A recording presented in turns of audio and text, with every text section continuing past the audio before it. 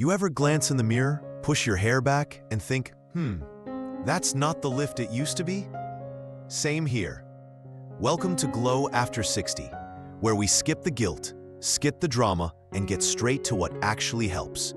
Today, we're talking facelifting hairstyles. Not magic tricks, not chasing youth, just smart little changes that frame your beautiful face the way it deserves. Right now, not 20 years ago. We'll laugh a little, adjust a little, and maybe say goodbye to a few hair habits that aren't pulling their weight anymore. Looking at you, heavy one-length cuts. Stick around, because the first thing we're unlearning, it's something most of us thought was a safe bet. And turns out, it's been quietly dragging our faces down. Let's dive in. Number 1, the heavy hair mistake. You know how we used to think long, heavy hair made us look more youthful? Yeah, about that.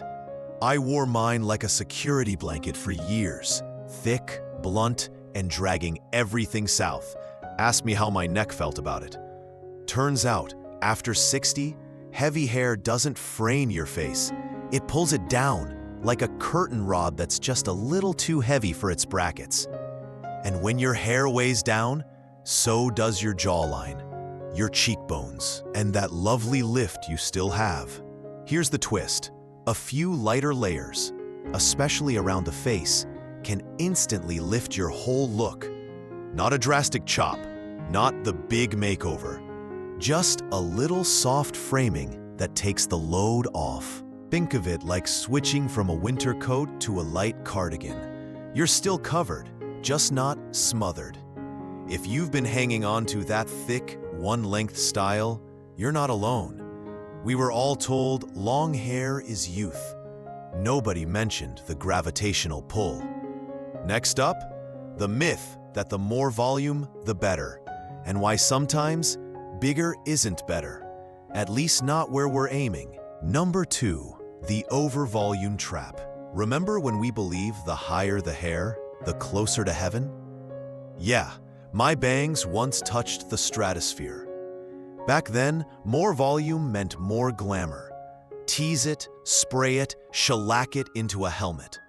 We did it all, and we looked fabulous, at least from the eyebrows up. But here's the kicker. After 60, too much volume on top can actually make your face look smaller and lower everything else. Instead of lifting, it can stretch your features down, like trying to balance a watermelon on a pencil. What works better now? Soft, natural lift around the crown. Not a skyscraper, just enough to give the illusion of height, without making the rest of your face look like it's sinking. Tip: use a round brush, not a rat tail comb from 1985. If you still own one, no judgment, just maybe retire it with honors. And if your hand still itches for the hairspray, try a flexible hold mist instead.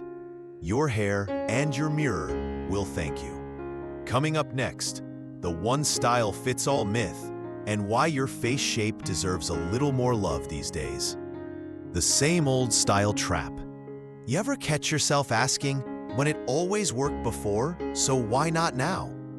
Yep, been there. Still happens, usually while holding a very old photo and a very new mirror. Back in the day, we picked a hairstyle once and basically kept it on autopilot. Same part, same shape, same trusty blow dryer routine that survived every life change from the 90s to now. But here's the twist. Our faces change. Our hair texture changes. And the styles that once flattered our cheekbones might now be dragging them south, making everything look a little heavier than it actually is. It's not that the cut was ever bad.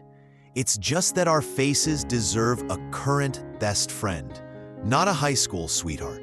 Instead of clinging to the old faithful, try soft updates, a side-swept bang, a layered bob, a few face-framing wisps. Small changes, big difference. Think of it like switching from your old wire bra to something you can actually breathe in. Freedom. lift, relief.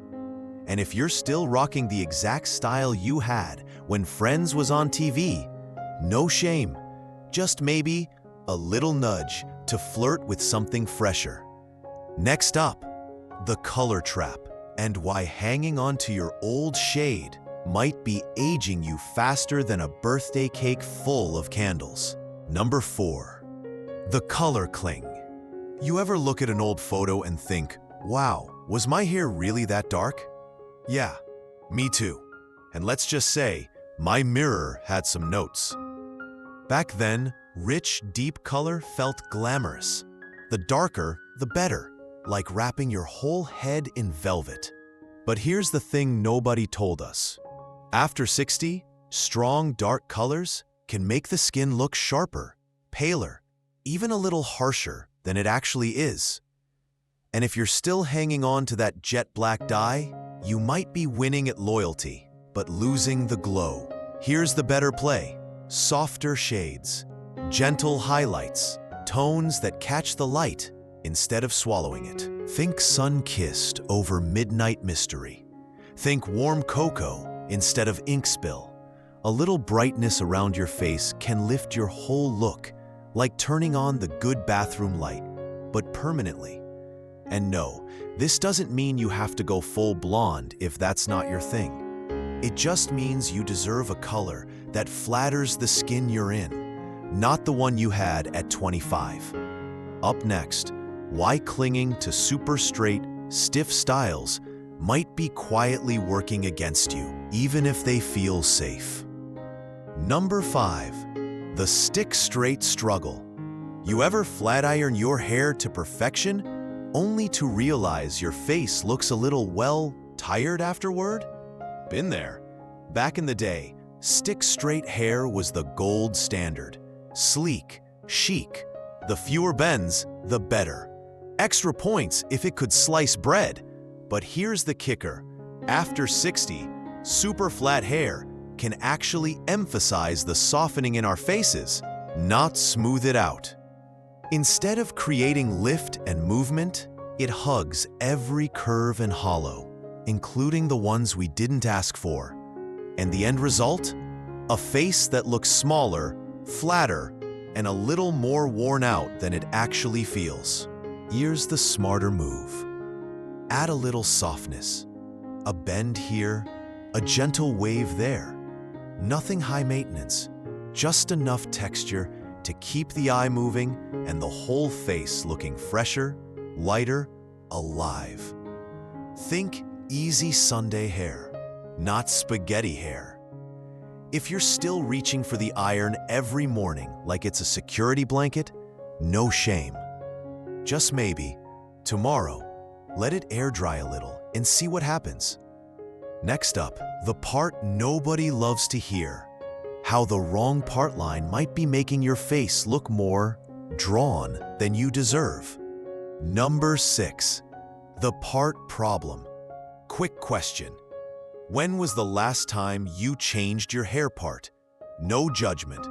I had mine locked in like a legal contract for about 2 decades. Back then, we picked a side or the middle and stuck to it like it was part of our identity. Middle part, sophisticated. Side part, flirty. Deep side part, drama queen. Guilty. But here's the thing. As we get older, our hair naturally thins out and our faces shift just a little. So the old part that once framed everything perfectly, yeah, it might now be making our faces look longer, flatter, or more tired than we actually feel. The real kicker, a tiny adjustment, just a nudge to a softer side part or a little lift at the roots can instantly freshen your whole look. Like tilting a lampshade and suddenly getting perfect light. You don't have to reinvent yourself. Just scooch the map a little. If you're still parting your hair the same way you did when perms were cool, hey, no shame. You're in excellent company. But maybe today's the day you zig instead of zag. Coming up next, a quick wrap-up and why none of this is about fixing anything. It's about finding the little shifts that feel more you right now. So, what did we really figure out today? That heavy hair isn't lifting anyone but our chiropractors. That more volume doesn't always mean more fabulous. That our old styles and colors, they served us well, but they don't get the final say. Here's the truth. You didn't mess up. You didn't age wrong. You just deserve better than advice from 3 decades ago.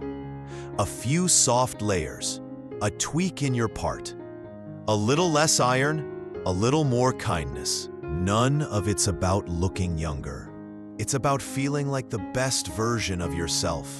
Today, tomorrow, and every day you catch yourself in the mirror and think, yep, that's me. Tell us in the comments, which old habit are you ready to retire?